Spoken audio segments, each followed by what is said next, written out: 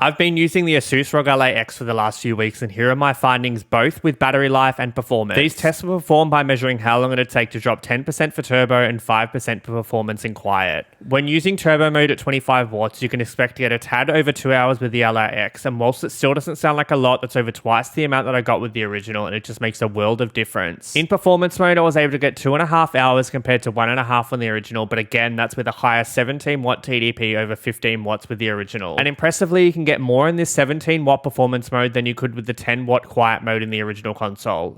I was able to get almost 4 hours with the Ally X in quiet mode at 13 watts in comparison to 2 hours at 10 watts with the original console. These are huge improvements. You can now game for longer at the highest turbo mode than you could with performance and almost quiet mode from the original consoles.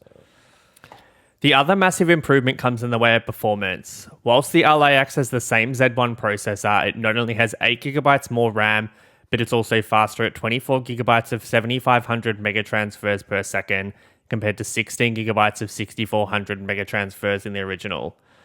This is hugely important as memory in the Ally X and other handhelds are shared across the system and GPU, and it goes a long way here. There wasn't a single game that I tested that didn't run 5 to 7 frames per second better on the Ally X in comparison to the original console. But for games such as Avatar, Frontiers of Pandora, it was the difference between the game running smoothly compared to almost not running at all on the original. Whilst benchmarking the two side by side, it was remarkable to see how buttery smooth the Ally X was, whilst the Ally was struggling hugely, even going as far as crashing the first time I tried to benchmark it.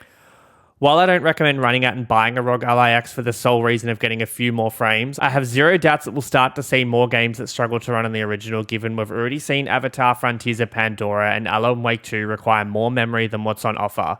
So it's great that there is an upgrade path for those that do want to continue their portable gaming journey. That's probably the only other downside to the ASUS ROG Ally X. It's $300 more than the original was at launch, and the original is significantly cheaper now. On one hand, it's absolutely worth the $300 more when you compare the two on paper, but it'll be a tough decision for gamers picking up their first Windows handheld. I have no doubts that this will drive down the price of the original even more, and I can't wait for more people to experience portable PC gaming, whether it be with the ASUS ROG Ally X, the original version, which is no doubt going to become more accessible. ASUS has once again smashed it out of the park with the ROG Ally X, and if it wasn't clear before, it's very obvious that they care a lot about this market and see themselves playing in the space for a long time.